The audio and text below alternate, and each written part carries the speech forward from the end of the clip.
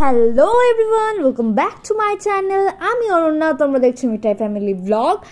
আর অনেক দিন বাদে তোমাদের সাথে আবার দেখা হচ্ছে। হ্যাঁ, আমার একটু প্রবলেমের জন্য অনেক দিন ভিডিও দিতে পারিনি। যাই হোক, এবার একটু প্রবলেমটা সলভ করার চেষ্টা করছি। আর আজকে একটা নতুন ব্লগ নিয়ে চলে এলাম তোমাদের সাথে। মনটা অনেক দিন ধরে দীঘা করছে, তো চটপট দেরি না করে আমরা ব্যাগ গুছিয়ে হঠাৎই ডিসাইড হলো যে আমরা যাব। মেক মাই ট্রিপ থেকে টিকিট কাটলাম, টিকিট কেটে সোজা ধর্মতলা বাসে। আমরা সবাই যাচ্ছি, সবাই বলতে শুধু বাদে বাকি সবাই যাচ্ছি আমরা। তো এবার চলো, দেখা হবে সকালবেলা দীঘায়। বাস আমাদের সকাল সকাল নামিয়ে দিয়েছে এই জাহাজ বাড়ির সামনে। আমরা দীঘাতে পৌঁছে গেছি ঠিক 6টার সময়। এই হোটেল খুঁজতে তারপর এই টোটো নিয়ে অনেক হোটেল খুঁজেছি। একটু আগে এই প্রিয়দর্শিনী হোটেলটা পেলাম, তো এখানেই থাকা হচ্ছে একদম সি বিচের সামনে, একদমই সামনে। তো চলো রুম ট্যুরটা করিয়ে আসি।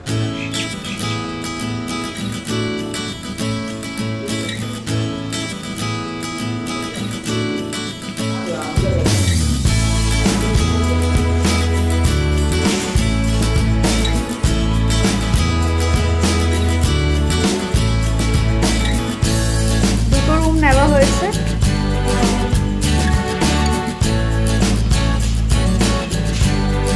এসি রুমই নেওয়া হয়েছে, জাস্ট ওকে।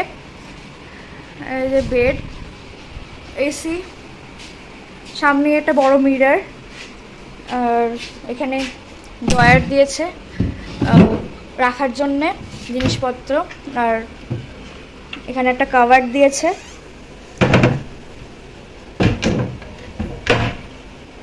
লাগে আর মেন যেটা বাথরুমটাও দেখাচ্ছি, জাস্ট ওকে। গিজার আছে, সামনেই বেসিন, সবই রয়েছে। পাশের রুমটাও সেম একই রকমই, রুমই পাশাপাশি, একদমই পাশাপাশি নেওয়া হয়েছে। অন্য ফ্লোরে নেওয়া হয়নি, যেটা তারাপীঠে হয়েছিল সেরকম নেওয়া হয়নি। আমরা একটু বেরিয়েছি, একটু ফ্রেশ হয়ে একটু রিলসও বানালাম আমি আর ও মিলে।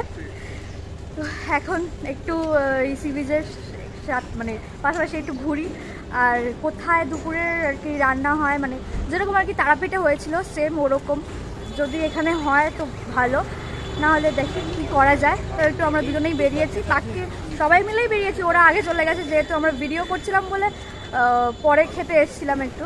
ও চা খেলো আর আমি বিস্কুট, এই যা সম্পূর্ণ আলাদা। নিয়েছিলাম একটা গলি দিয়ে সোজা চলে গেলাম, সোজা একদম ঘাট, বাদিকে সরু রাস্তা পাশ থেকে হলো কেটে চলে যাচ্ছে, কোন দিকে চলে যাচ্ছে। ডান দিকটা সব জঙ্গল, ওই লম্বা গাছ রয়েছে, এই গাছ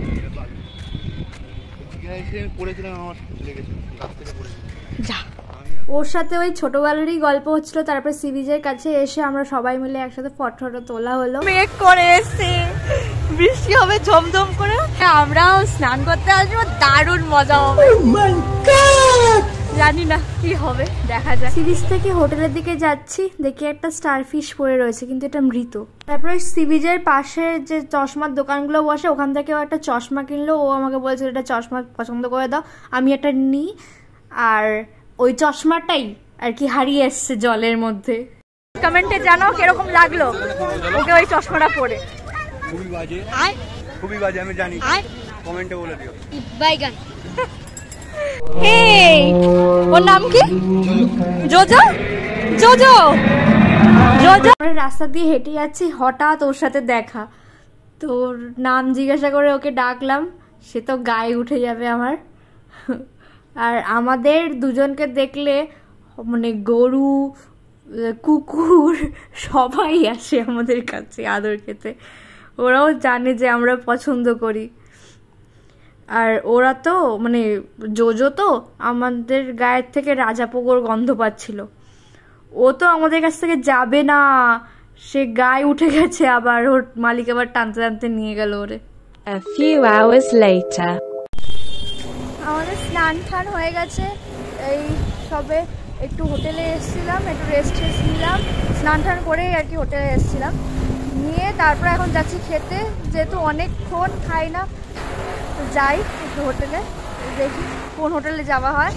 A few hours later. আমরা এখন যাচ্ছি একটু সাইট সিনগুলো করতে। এসে ঘুমিয়ে পড়েছিলাম খেয়ে এসে, ভীষণ ঘুম পেয়েছিল, এখনো চোখে ঘুম লেগে আছে। আমরা এখন যাচ্ছি চন্দনেশ্বর, আর ওখানে বাবা মহাদেবের মন্দির, আর এখানেই আমার প্রথম চুল ফেলা হয়েছিল, মানসিকের চুল। আমরা বাবার স্থানে এসেছি, আমি যখন এসেছিলাম বহু ছোট, আমি তখন মনেই নেই আমার কিছু। আর বলতে গেলে আমি এখন পুরোটাই নতুন দেখছি, প্রথম দেখছি। আর ওখানে একটা গরু, মানে গরু না, ষাঁড় দাঁড়িয়েছিল, ওকেও একটু আদর করে দিলাম। তারপরে বাবার মূর্তি দর্শন করে, বাবাকে প্রণাম করে তারপরে গেছিলাম নন্দী মহারাজের কাছে, ওনাকে প্রণাম করে ওনার কাছে কিছু কথা জানাতে।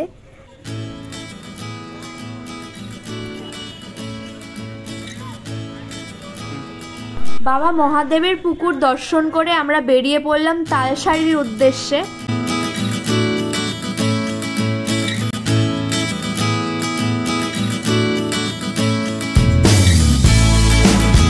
তালসারিতে আমরা পৌঁছেও গেছি, কিন্তু যেহেতু চর পড়েছে আর এখানে সমস্ত নৌকা দাঁড়িয়ে রয়েছে, নিয়ে যাচ্ছে বহু কষ্ট করে আর কি, নিয়ে যাচ্ছে ওই মানে পার করিয়ে, তারপর অন্য অন্য চরে গিয়ে দাঁড় করাচ্ছে, ওই ঝাউবনটায় দাঁড় করাচ্ছে।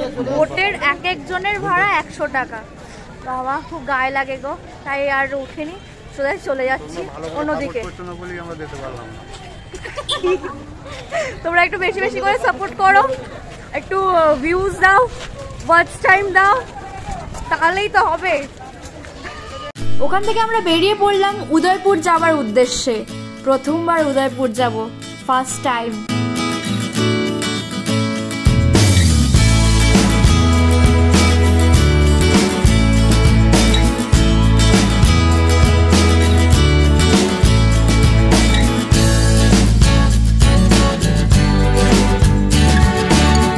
উদয়পুরের দিকেই যাচ্ছিলাম, কিন্তু রাস্তায় একটা নারায়ণ মন্দির পড়লো, তো টোটোওয়ালা এখানেই দাঁড় করালো, তো আমরা যাচ্ছি। কিন্তু এখানে এসে একটা জিনিস আমার ভীষণ খারাপ লেগেছে, একটা বাচ্চাকে দিয়ে ভিক্ষা করাচ্ছে, আর তার বাবা পাশে বসে রয়েছে মুখে রুমাল বেঁধে। ফটো তোলা নিষিদ্ধ, কোনো ভিডিও করা যাবে না, তো সরি এই মন্দিরটা আমি দেখাতে পাচ্ছি না, বাইরে থেকে তোমরা দেখে নাও। এই যা, এবারে আমরা সোজা যাচ্ছি উদয়পুর, আর কোথাও দাঁড়াবো না, চলো উদয়পুরে গিয়ে দেখা হচ্ছে। উদয়পুর সি বিচে চলে এসেছি আমরা। আমি এটা ফার্স্ট টাইম এসেছি, মানে আসলাম, এসছি বলছি, ফার্স্ট টাইম আসলাম, কথাও জড়িয়ে যাচ্ছে, কি বলবো আর, ফার্স্ট টাইম এলাম, মানে এত বছরে আমি কখনো আসিনি, বেশ ভালো লাগছে। কেন গভীরেই যাবো? না না গভীরেই যাবো, না না তোকে রেখে যাবো, না না তোর বাবাকে নিয়ে যাবো। পোজ দিয়েছে,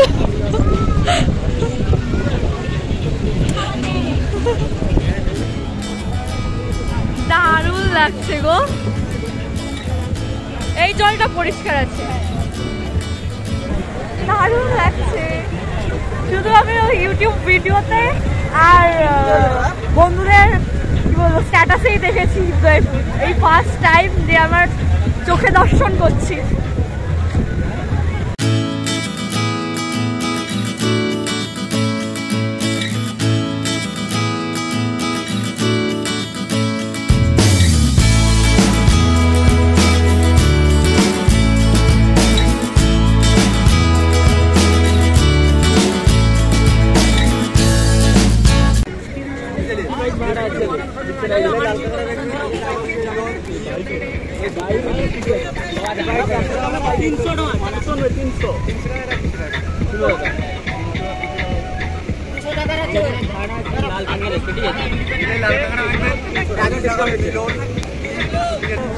R1 300 নিচে দেবেই না, 250 বলা হচ্ছিল, আদৌ দেবে না, এমনি হেঁটে হেঁটে ঘুরে আসি, তার মধ্যে জল লাগলে আবার ফাইন হবে। দেখো ওর নাম কি বোঝো, কি হচ্ছে তোমার মা আসছে না, নিচে বসবে না, সব নোংরা করলো। আরে বাবা,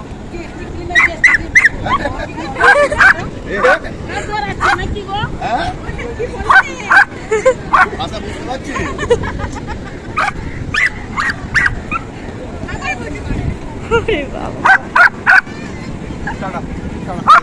দাদা দাদা ভাই তো বললো ফাইন লাগবে, আবার জল যদি বাই চান্স ঢেউ আসলে জল লাগলে আবার তার ফাইন। তো আমরা বাইক করে আর যাচ্ছি না, ভেবেছিলাম একটু বাইক করে যাব, গিয়ে দারুণ ভিডিও করবো, পুরো জল ঢেলে দিল। যাই হোক, হেঁটে হেঁটেই যাই, বাই চান্স তো জল লাগতেই পারে বলো, সেই কারণে হেঁটে হেঁটেই যাই।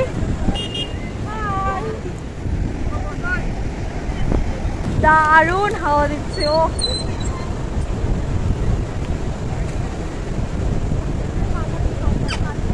অসাধারণ লাগছে, বেশ ভালো লাগলো। আমরা অনেকগুলো ভিডিও ক্লিপ নিলাম, বেশ বেশ মজা হলো এখানে এসে, বেশ মজা হয়েছে, বেশ মজা। হ্যাঁ, এই যে আমরা লাল কাঁকড়া দেখতে পাইনি, তাও খুবই মজা হয়েছে, বলার মতো না, যা এক্সপিরিয়েন্স নিয়ে যাচ্ছি, দারুণ দারুণ, তাই তো বল। চল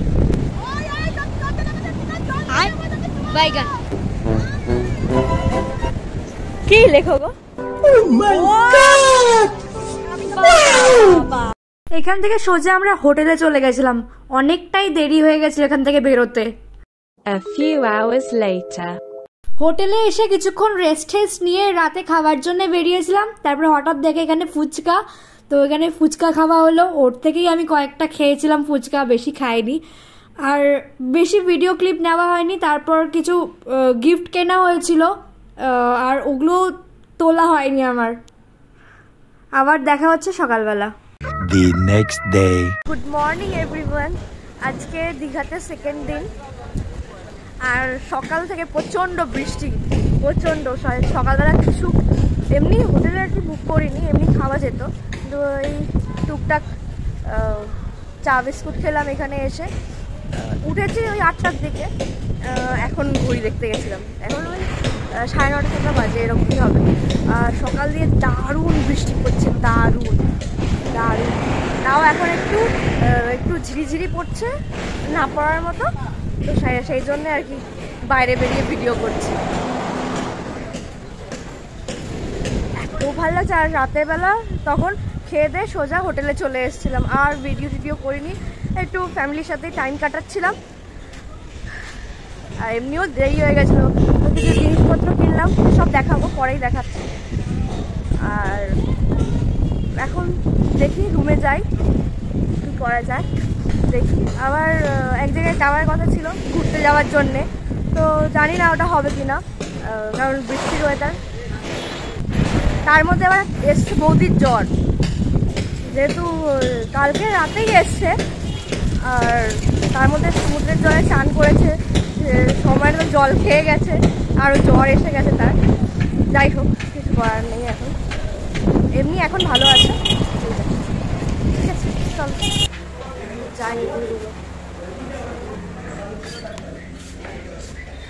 সব শুয়ে শুয়ে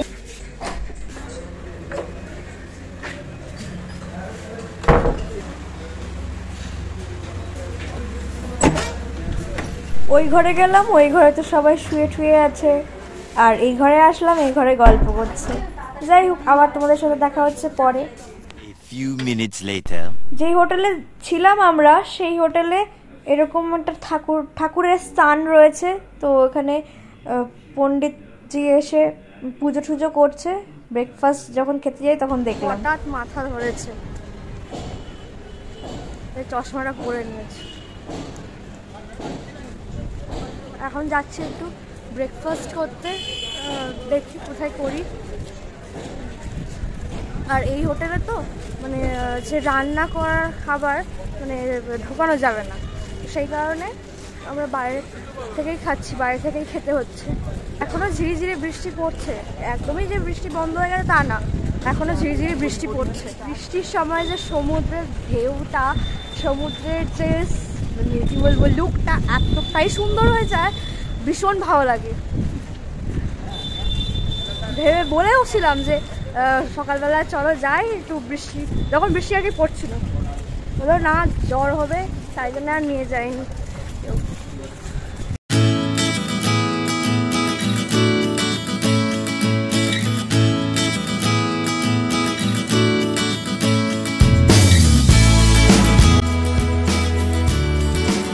A few hours later.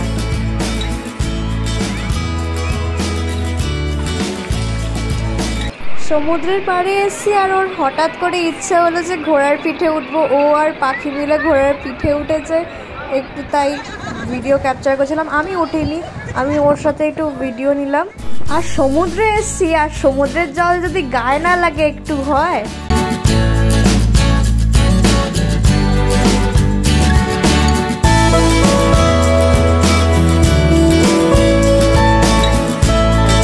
Hours later.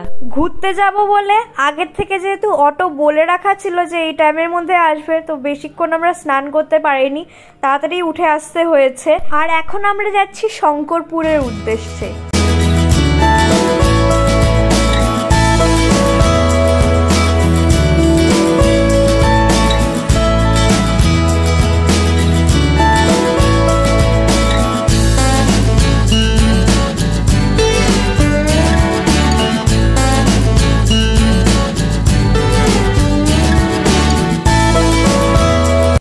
শঙ্করপুরে এসেছি আমরা ঘুরতে।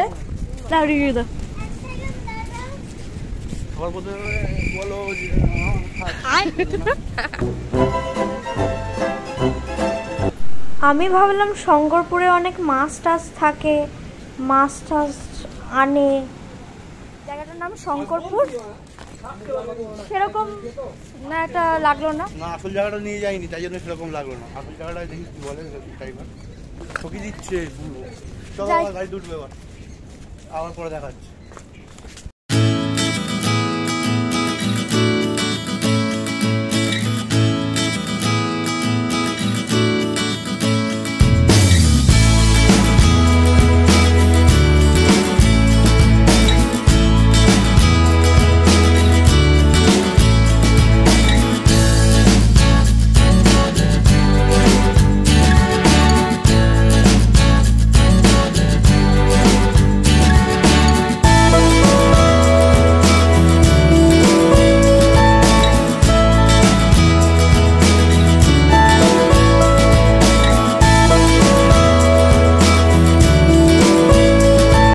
ডেস্টিনেশন আমাদের মন্দারমণি, এখানে আমরা পৌঁছেও গেছি।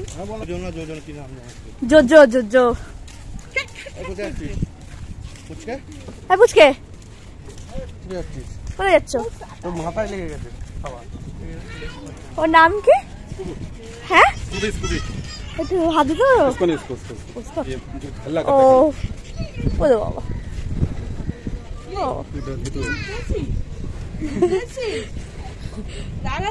এর নাম কি? ফ্লাফি। ও বাবা,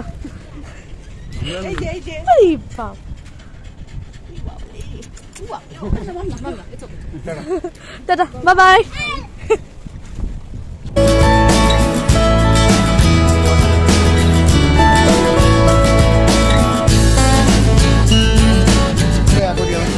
এই ভিডিও তো অ্যাকোয়ারিয়াম।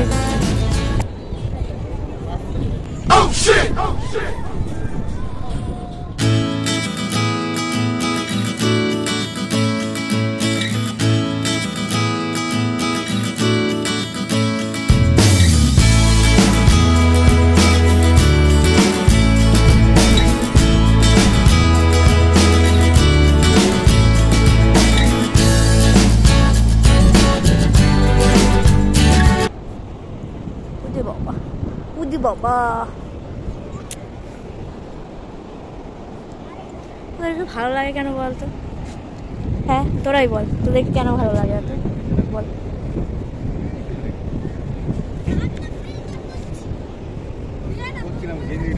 কত করে দিদি ডাব? না তোমার ডাব তুমিই খাও। দরকার নাই।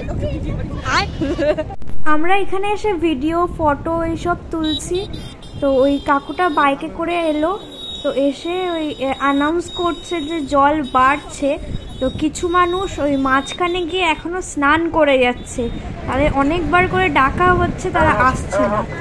তো ওই কাকুটাই বলেছিল যে কিছুদিন আগে 4 জন এরকম ডুবে মারা গেছে, তো ওদের বলা হচ্ছে বারবার, ওরা শোনেই না। কেন যে শোনে না কে জানে।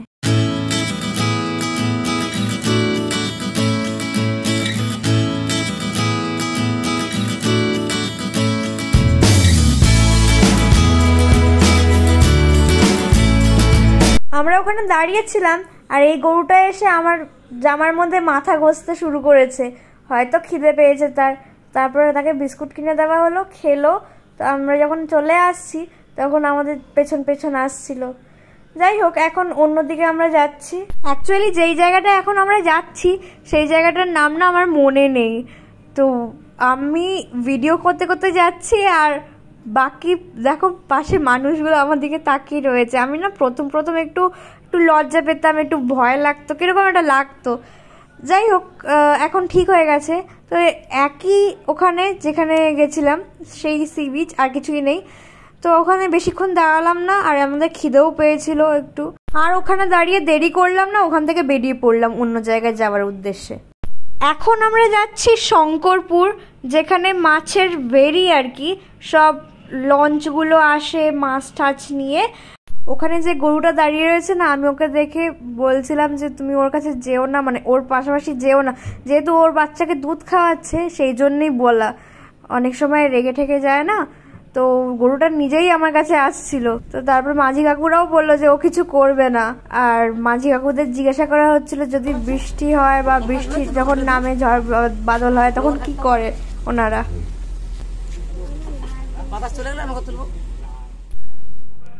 এই যে এইগুলো নিয়ে বেরিয়ে পড়ে মাছ ধরতে কাকুরা। এগুলোকে নৌকা বলে না লঞ্চ বলে, কি বলে। আর আরেকটা ট্রলি দাঁড়িয়ে রয়েছে, মাছ বোঝাই করে নিয়ে এসছে, সেগুলো এখন অন্য জায়গায় লোড হচ্ছে। এটা হলো শঙ্করপুরের মাছের ভেরি। এইখানেই যে মেন জায়গাটার কথা বলছিলাম, তো সেটা এটাই। তো এখানে সমস্ত মাছ টাছ আসে, কত মাছ, সব পুরো ভর্তি ভর্তি, কত বড় বড় পমফ্লেট।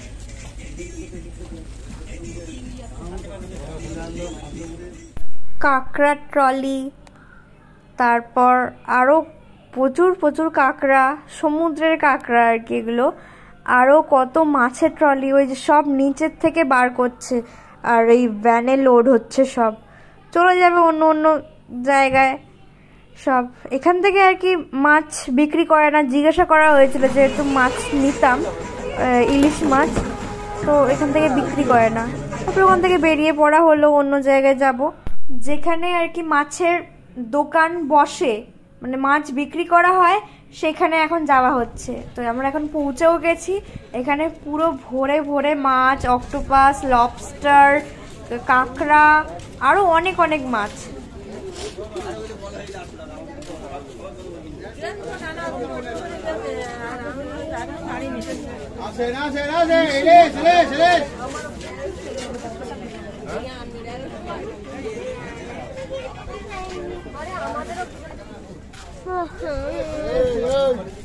এখানে একটা মার্কেট ছিল, ওখান থেকে ওই টুকটাক কয়েকটা জিনিস কেনা হয়েছে।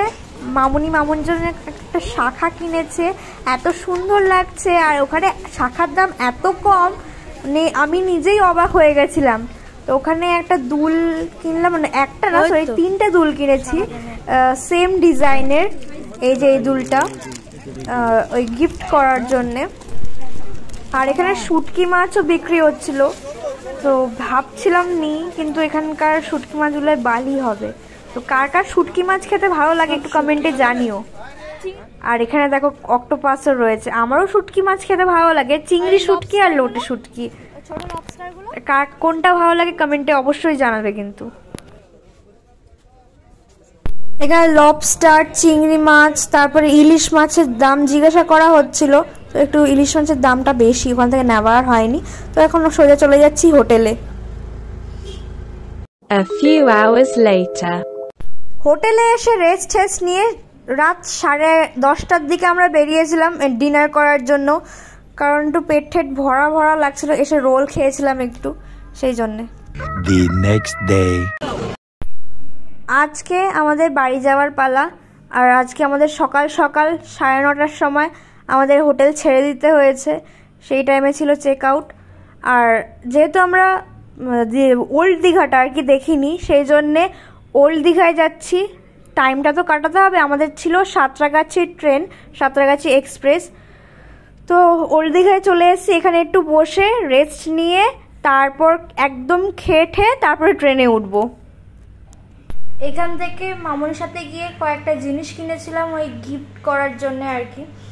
তো তারপর ওখান থেকে খেয়ে সোজা আমরা চলে গেলাম স্টেশনে, দীঘা স্টেশন। তো আমরা চলে এসলাম একটু আগেই। দীঘায় যে পুরীর মন্দিরটা তৈরি হচ্ছে সেটা স্টেশনের ভেতর থেকেও দেখা যায়। আর আমাদের ট্রেনের আগের যে ট্রেনটা এসছে সেখান থেকে কত লোক নামছে, আর আমাদের ট্রেনও ঢুকে গেছে স্টেশনে। চলো যাওয়া যাক। সিট উল্টো পাল্টা হয়ে গেছে, তো যারা এখানে বসেছিল তাদের বলে ওইখানে দেওয়া হয়েছে, একটু শিফট করা হয়েছে ওইদিকে। বাসেও সেম, আসার দিনকে বাসেও সেম। আমি যেদিকে টিকিট কাটি সেদিনকে বলেছিলাম যে একসাথে টিকিট হবে না, তো যে টিকিট কেটে দিয়েছিল সে বললো যে যেটা থাকবে খালি সেটাই দেবে ওরা।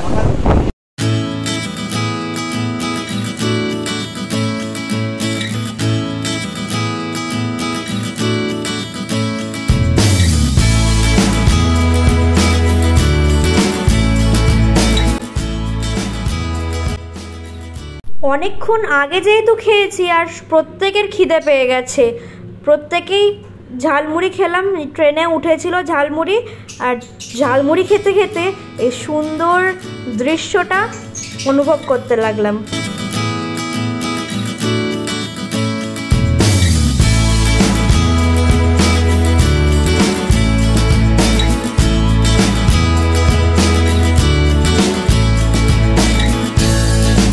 পৌঁছে গেছি সাঁতরাগাছি স্টেশনে, এবার এখান থেকে সোজা বাড়ি।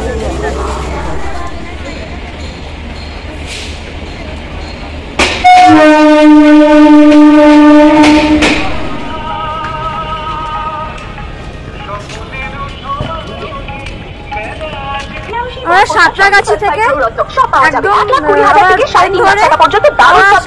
হাওড়া থেকে জেটি করে এখন যাব মিলেনিয়াম পার্কে।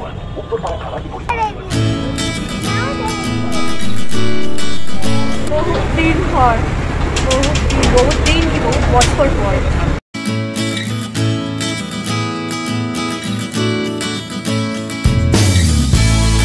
হাওয়াটাই অনুভব করতে দারুণ লাগে, আর নাজারা